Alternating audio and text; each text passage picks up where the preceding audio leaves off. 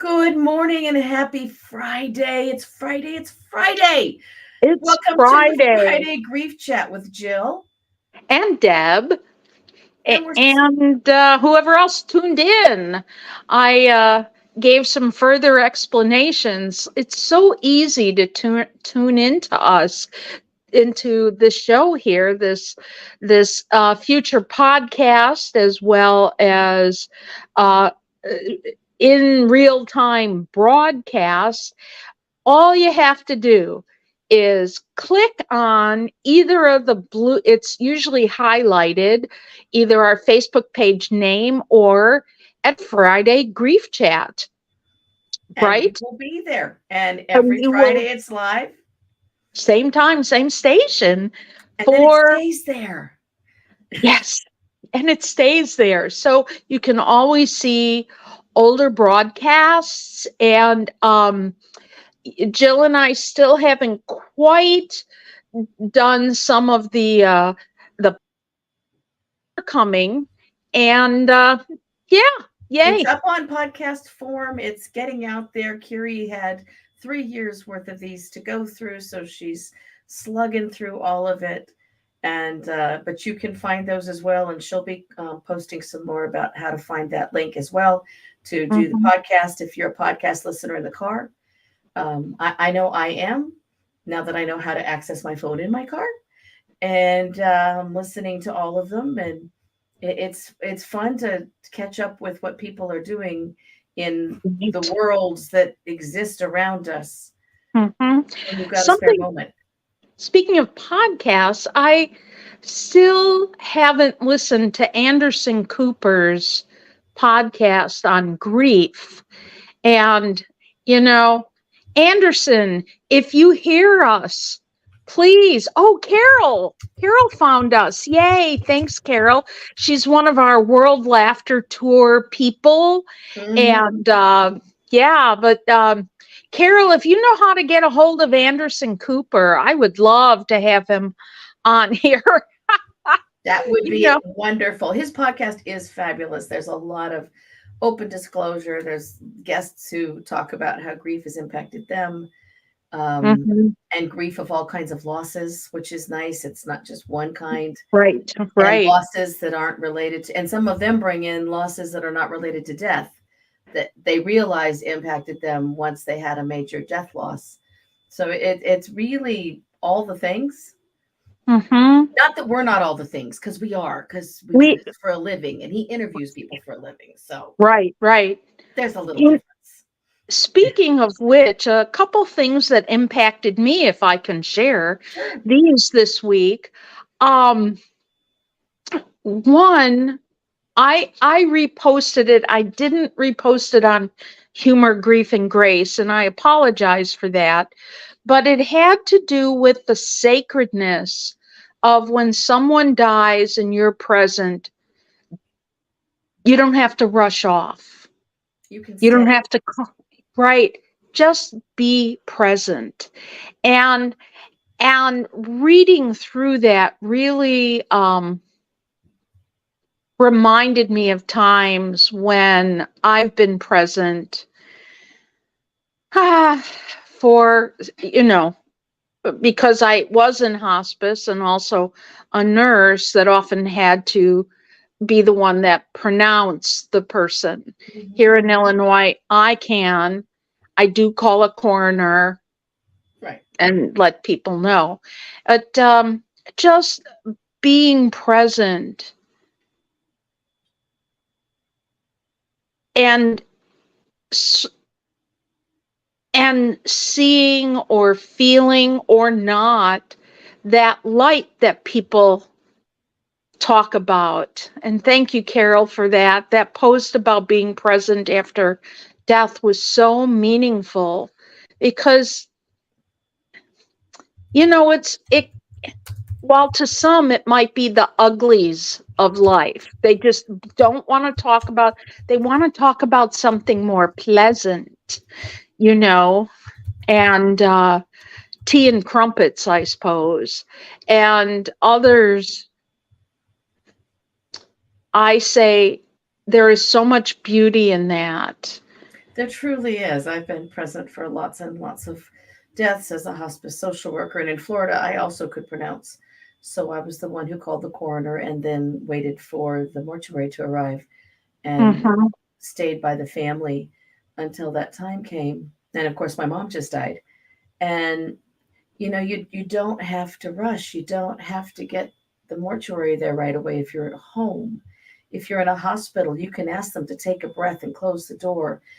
And I know they need the room, but you need the time. And you just lost your loved one. So Mm-hmm. take the time. I apologize to hospital nurses everywhere. Give the family the time.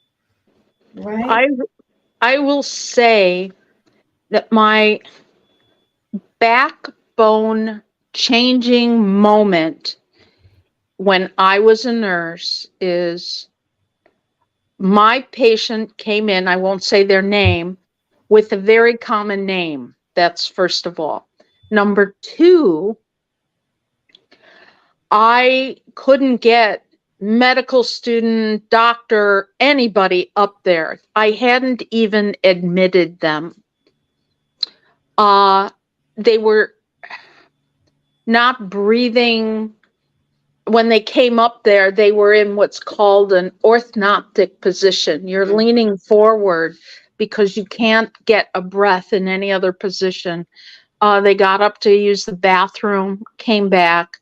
Most likely, they had a blood clot. That's simple terms, and could not be revived and died. And the other nurse, as was the custom back then, they got their patient earlier out of the room, so there was enough space to do all the life-saving measures. And that particular nurse started yelling at me, said, "Get your patient out of the room ASAP." And I said, "My patient's wife brought in an alive husband, and now she's leaving with a dead husband. Therefore, therefore, you don't get what you want today." She gets her time, and she's not She even leaving gets her with her time. husband. She's leaving behind her dead That's right. husband. He's going That's to the right. morgue. That's right. So, Yeah. no, today you're not winning that argument. And it was such an impactful argument back in the 80s Hmm. that everybody else never heard me talk like that. And I gained a whole lot more respect Because she as took a the foot nurse down for the after family. I did that. Yeah, Yeah. when my dad died, he was dying for a long time. He had a terminal illness, but he passed out. My mom called 911, and he essentially died in the ambulance, but they took him to the hospital. I could see them doing CPR. I was following the Mhm. ambulance. And he wasn't supposed to have CPR, but mom was in too much shock to Right. stop it. So I stopped it when we got there. And they were like, okay, now you can go. And I was like, no. And she said, no, as a matter of fact, I'm not going to go. And they said, we'll take off his wedding ring. And she said, not yet.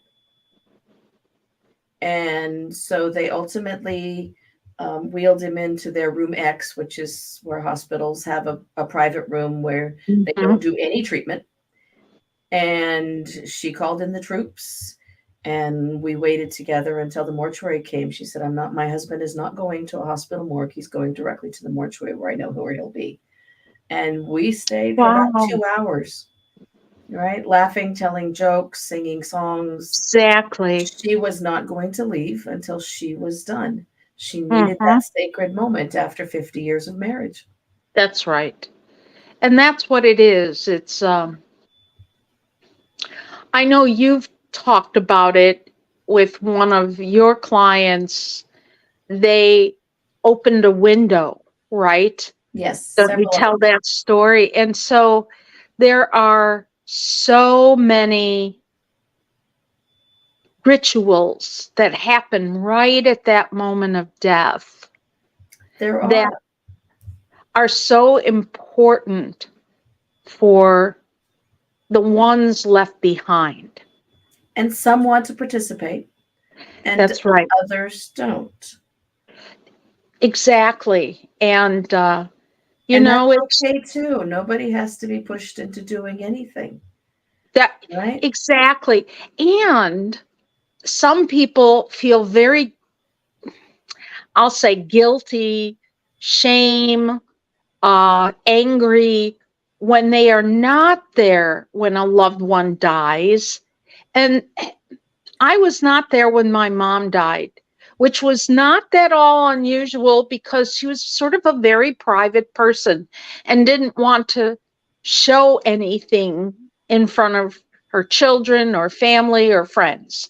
It was always, shh, the neighbors will hear you. And it didn't matter if there was a fire, she'd close the windows. So, it was just crazy like that. I didn't feel bad. I wasn't with my mom. I was with her when she was alive. Right. And so no guilt or shame there. You know what I mean? Absolutely. Absolutely. It's you've had your relationship and it's that relationship that counts. Mhm. And if you're present when someone dies, you can stay or you can step out. It's Yes. on your schedule, folks. A loss is your loss and it's your way and it's on your rules. And if your rules are different from your siblings or your kids' rules and you're all there, then everyone can do as they need to do. When my mom Mhm. died, I stepped out to be able to call my older sister who wasn't there. And my younger Mhm. sister stayed and did the aftercare. She helped bathe and dress my mom with Mhm. the nurse's aide who happened to have arrived just at that moment. Um, and she needed that moment. I didn't need that moment. That doesn't make us bad or good. It makes us different, which is what losing a loved Right. one is. It's different for each and every person and for each and every relationship, Absolutely. right? I I do applaud those that can see into someone else um when they say you'll regret later. I don't mean as a shame base, but you'll regret later not going. And so sometimes people have to just sort of take about four more steps through the fear, through what other people tell you. And I'm glad when people do that. Sometimes I do that. Sometimes I say, ask yourself, will you regret later not doing that? And to think about that. And as a hospice nurse, as that time is coming, or if it's not a very sudden thing, I talk them through it at least a couple days earlier. Right, right. You prepare them, and that's why you want, if you have an expected death, you want hospice there early, not late, and you want them to prepare you for what's going on. And if they're not, you want Mm-hmm. another hospice, folks. You can fire them. Mm-hmm. Hospices are your choice, not anybody else's choice. That's right. But they need to prepare you for what you're about to see, experience what's going to happen, not just Mm-hmm. hand you a booklet. You need to be talked to and have explained and have your Yeah. questions and your concerns answered, right? Did Carol write something up there? Carol I said would. when mom died, the hospital left her in a private room so dad could leave, but some of us kids had time to be together to say our goodbyes. And Steve added, it's a very surreal moment. And that's what Yes. should happen. We should have that time, right? Mm-hmm. When And it is a very surreal moment. It's in that breath, they go from here, not here, here to there. Hmm. here to there, and everywhere, Dr. Seuss would say. Right? You Yeah. know, this sort of brings us to um, something that is frequent. A person remarries, and the stepchildren of the bio children of the parent, what what's etiquette? Does the wife leave? Does her or his stepchildren leave so the bio people could have their moments? Have you been in those situations? Hundreds of times. Yeah. Yes. How pleasant is it? It's also the same as having lots of the same family, but different relationships. It's Mm-hmm. don't be in a hurry. If you're at home, don't let hospice call the mortuary yet.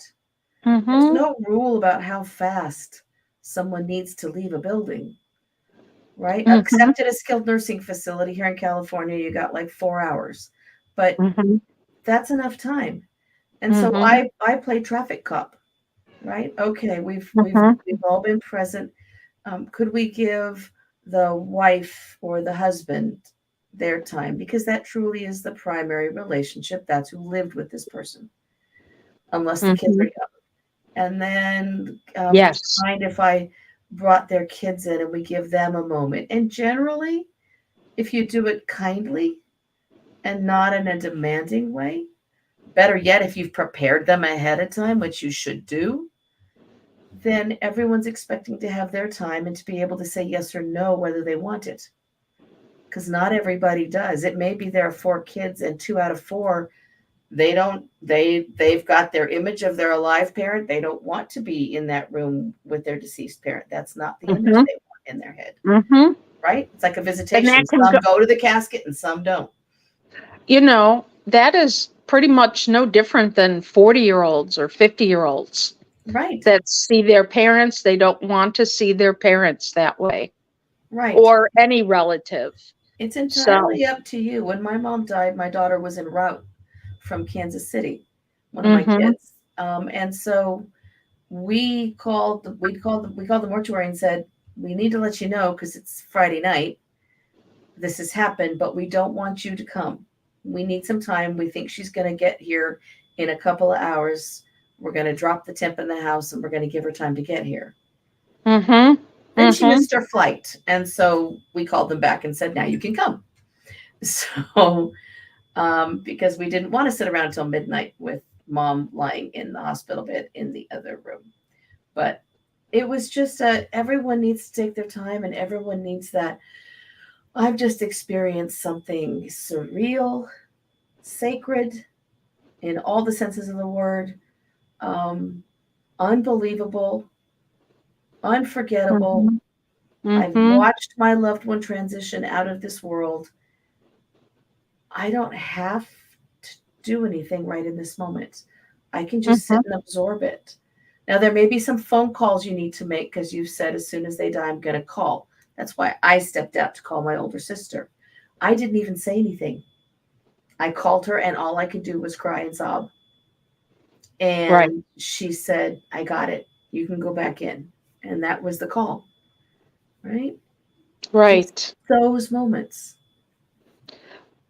What about, and this also happens, and you may have seen it, well, probably as much as I have, those warring families, The the Hatfield and McCoys that are only ones throwing separate. the pots and pans over the hospital bed with the patient in it while they're alive. Those I did families? not have that. I did not have that. I did. Maybe you can talk about that a little bit. Families experience loss and death the way they live. And so, if they are a family that historically has not gotten along, if they're a family that has historically acted out anger and acted out old childhood hurts, and now they're all 60 and they're still holding on to those people Mm-hmm. get some therapy. I do mean that, and it's not satirical. Work those out. Right. They're going to destroy you, so work it out. But yes, I've Mm-hmm. actually experienced a patient with a brain tumor laying in her hospital bed, and the kids were angry over the discussion about what was going to happen with her condo. And they were discussing it openly over her head as if she were not there. And she was in a semi coma state, but we know from the research she was hearing it. And one of them picked up a coffee cup they were drinking and chucked it at one of the other ones across the bed. And the other one happened to be close to the kitchen and grabbed the frying pan. And everybody ducked, and the nurse took one and I took the other, and everybody went to a different room and diffused it. And then we came back with, this is your mom's death. And now it's time to say goodbye. If you guys want to have a war, you can have it outside after she's gone. That's right. Not right now. Not in our hospital, or Not not in not the in your home. home. It's not going to happen. I've That's also right. had angry patients who were, being ugly to family members because historically that's who they were. And so those times I take the family out and we do our anticipatory grief outside. And sometimes that allows old wounds to heal because they can all see demonstrated that she was ugly or he was ugly to everybody. Right. And so you can actually Right. do some healing in those moments, which That's is right. an incredible gift. Yeah, I know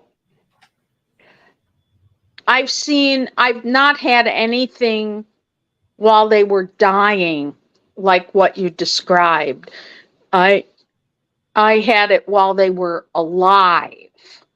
And Yeah. ew. It's a and definite ooh. and guns were involved. When I was in Florida, guns were always in the house. That was one of the first I'd things we like asked about. uh, Yeah, guns have got to be locked up and they got to get out of here because our yeah, staff are not going to be in the presence of people who were armed with morphine in the house. that's yeah. Yeah. Yeah. Morphine or guns, take your pick. And it's, not quite completely ethical to say that, but it is entirely safe to say that, especially if it's a family with anger issues. Yeah.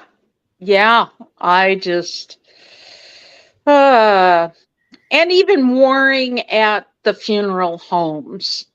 So Have you it's ever had a family that did two funerals?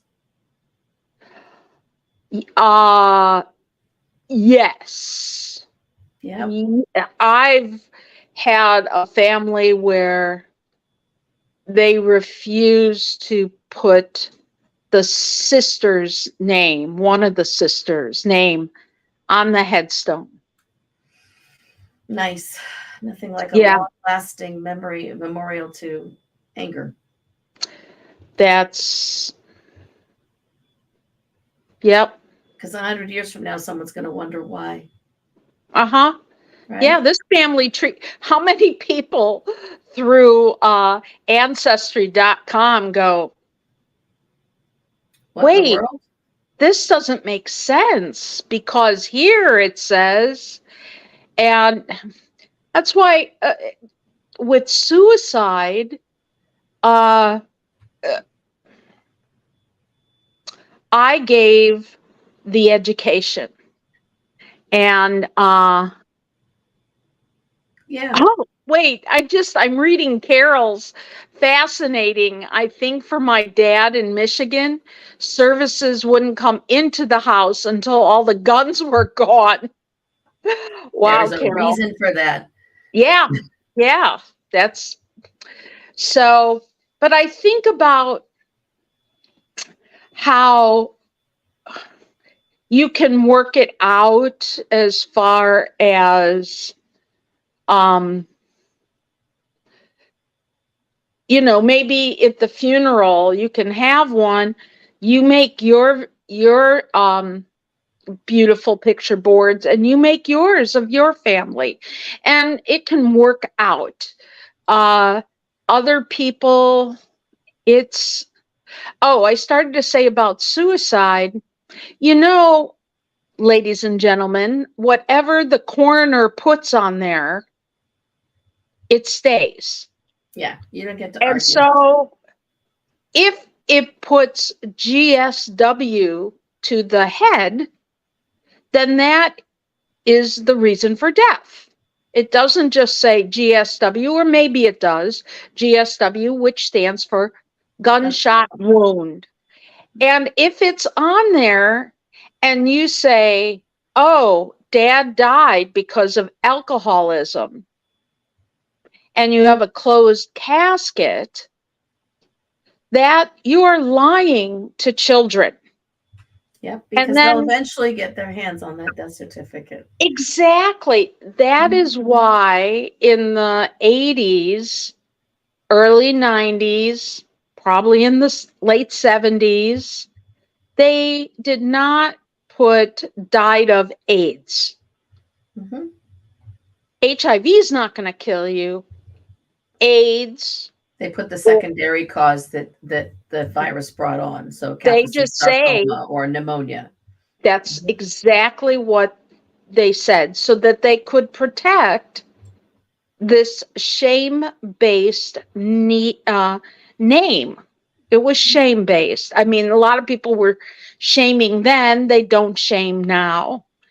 And, you know, End of life should be honest. You don't want to cause yes, harm to people, right? right, You don't. And I would never recommend anyone go. I've had people who just had to go get that coroner's report, and I beg them not to, because if they know enough, they know enough. They don't need the autopsy results. Don't do that to yourself.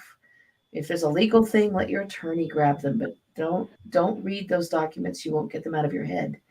Then there isn't enough therapy in the world for it. But I have, I've watched people try to, even not to involve kids. Well, daddy went to heaven. I know another grief thought leader who is really active on social media, and she's been very open about the fact that it took till she was 57 or 58 to know why her dad died, because nobody would say it. So she finally got past the time block for death certificates in her area so she could get the death certificate. right. Be honest with And the kids. do It's not lie. Yeah, if dad died of pneumonia, you say dad died of pneumonia. I'm not going to die of pneumonia. There were other things that led to that. Doctors can frequently cure these things, but sometimes they can't. But That's right. don't hold back. If you're there for the death, take your time and take your breath. But Exactly. Exactly. don't tell tales. Let people be honest. Right. And you don't have to tell little kids Right. everything. Well, how did he die? His heart stopped, Yeah. but you don't have to. Don't keep it back, especially if it's a traumatic death, because they'll find out, because we all need to know, right? We have a need. My great grandfather, on my dad's side, my dad believed that he died being hit by a truck That's at right. work. And he didn't die being hit by a truck at work. And I didn't find out until last year or the year before from a second cousin. He died Yes. a horrific death. And no wonder my grandfather was weirded out about going home to Michigan. There was reason for that. My dad Mm-hmm. never knew it. He just Mm-hmm. knew they didn't go back and visit, because everyone was keeping this because his dad was the youngest when his dad's dad died.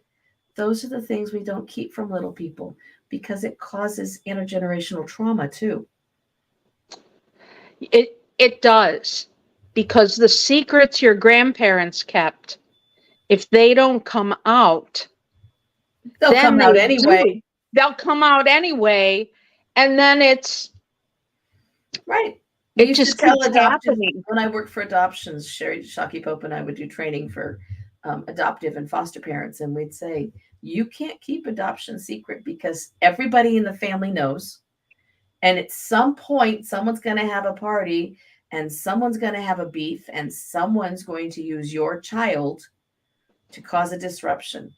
So you tell them they were adopted from the moment they can not remember being told they were adopted, so that it's Hmm. just part of who they are. You Right. tell kids how that someone died, and you be honest about it, not that they went away, not that they went to sleep, not Oh, any of that stuff. they went. This is what my mom said to my brother. Think of dad as, she didn't say he went, but she said, think of dad as on a long hunting trip. That's not true, because then he's coming back, right? And as Stephen Right. says, truth always finds its way to the forefront. That's It right. really does. So I guess Hmm. to wrap it up, it's when you are present for a death, if you are really truly blessed enough to be able to be there, because if Right. it's a traumatic death, you're not going to get there, likely. If Hmm. it's a far away death, have you tried to get on an airline recently and get somewhere on time?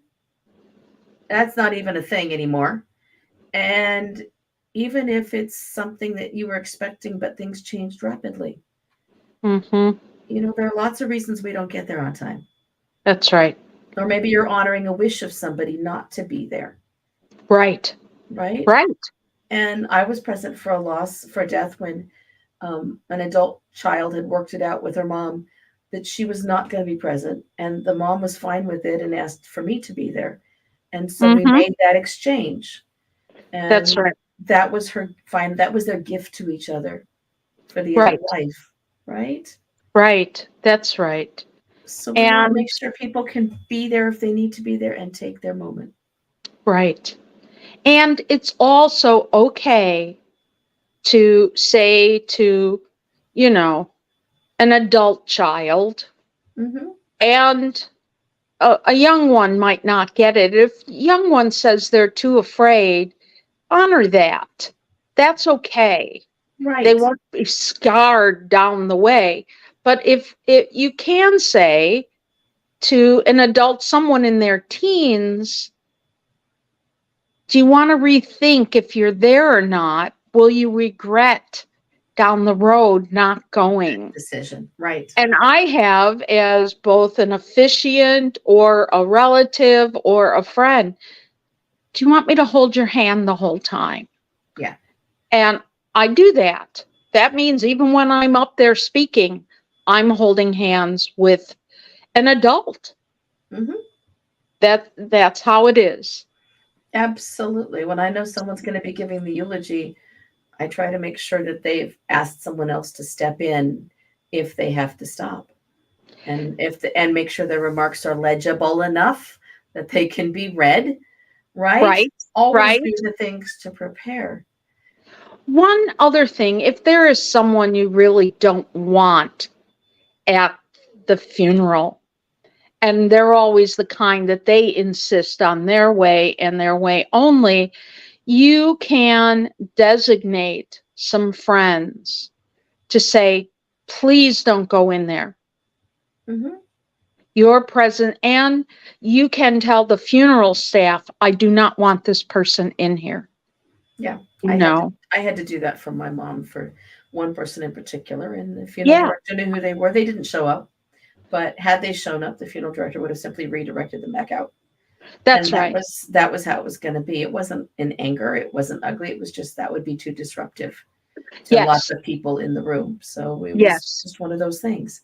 yeah, But yeah, and that's it's why we got okay. into doing this, because we wanted to be able to support people through losses, before losses, through the grief process, and into their recovery, new life, the changes they need to make, however you want to put it. That we wanted to be able to do that work and to hold that space for folks through that whole Right. process. That's right. That's right. Right? Well, folks, it's been another great show. Thank you for All the all who, fun. oh, and who, tuned in, and thank you for contributing. And I saw a few people on there, so thank you. I think Carol, Stephen, Donna got on at last moment. I don't know who else, but thank you for being interested in what Jill and I are talking about. I bet both of us could say, well, we didn't get invited to a lot of parties in the beginning. Nobody wants what I'm talking about. Yeah, when you S- say I work in end of life Issues and and stuff like that. grief and dementia, they're like, "Oh, you're so fun." There's somebody who does nails over there.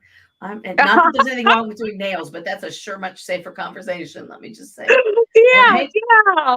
That's some drink over there. Right. I want cake, right? So thank you all for being here. You can, if you're listening after, you can always find other remarks on facebook.com/humor, grace, and grief, or Friday Grief Chat. We are there. We're happy to have you. And we will see you back next week. Thank you. Bye, everyone. Thanks, everyone. Bye-bye. Bye, Jill. Bye.